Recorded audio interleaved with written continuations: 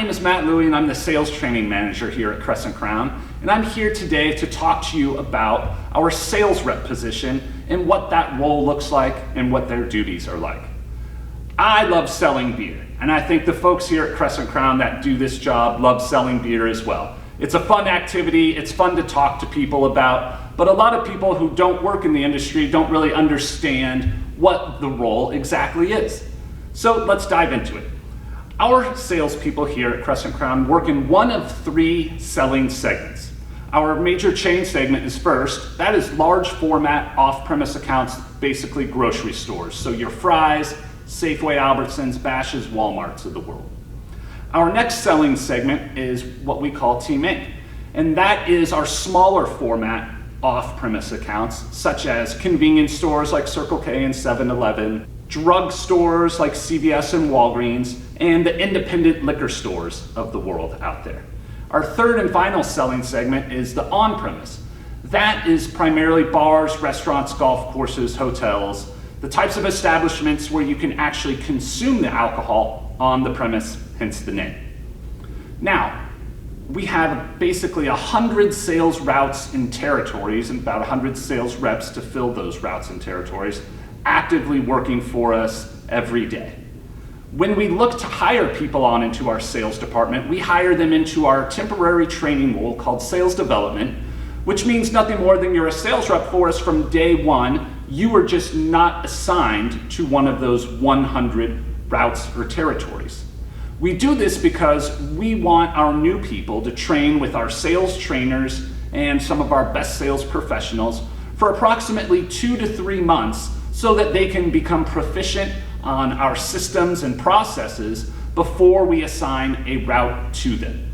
That way, when they start on a route, they are prepared and trained and educated and ready to hit the ground running. So let's talk about what a day looks like for our sales reps. In our two off-premise segments in major chains and Team Inc., they are really similar in terms of the days and hours worked. They're Monday through Friday jobs. They might be 1 to 2 days a year where we work on a weekend, maybe because of a holiday schedule when we're really busy, but in general, it's a Monday through Friday job. Most days, our sales folks do not come to the office. They leave their house in the morning, they hit their assigned accounts for the day, and then they go home at the end of the day.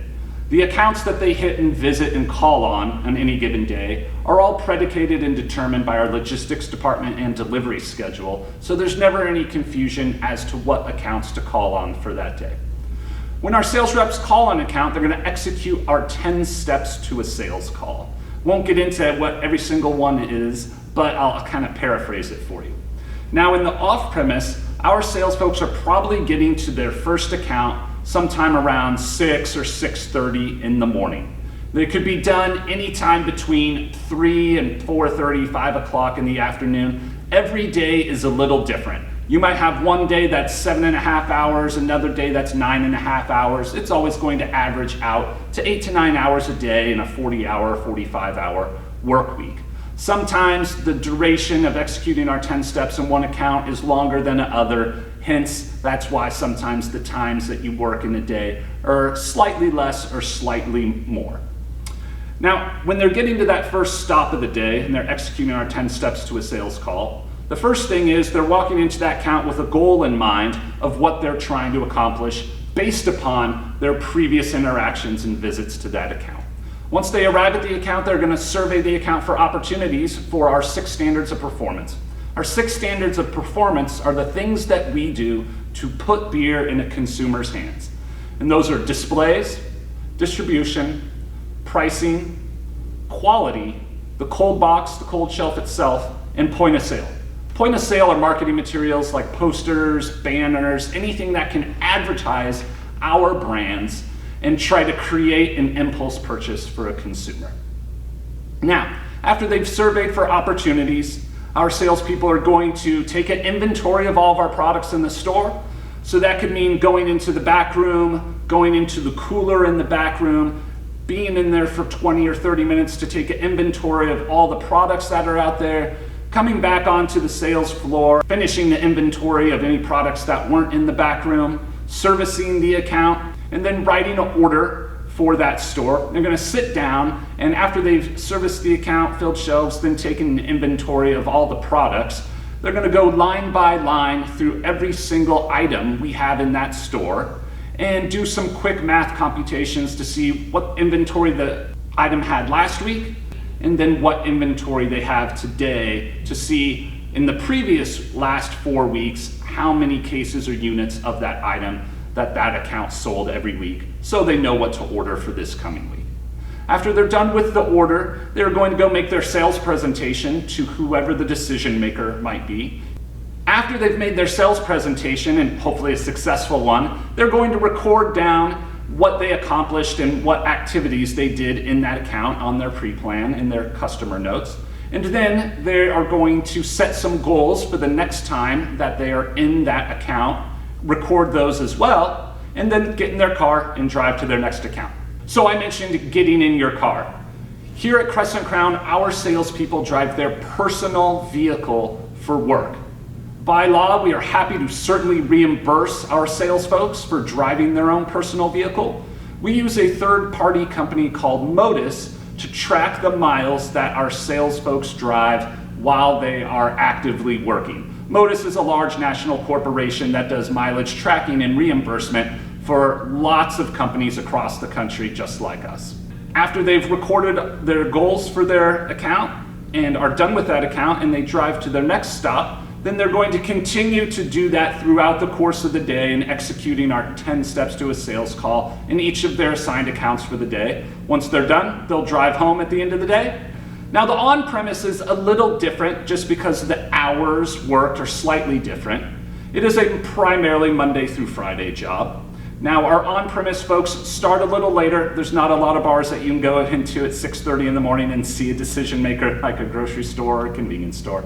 So they're usually arriving at their first stop around 8:30 or 9 o'clock in the morning.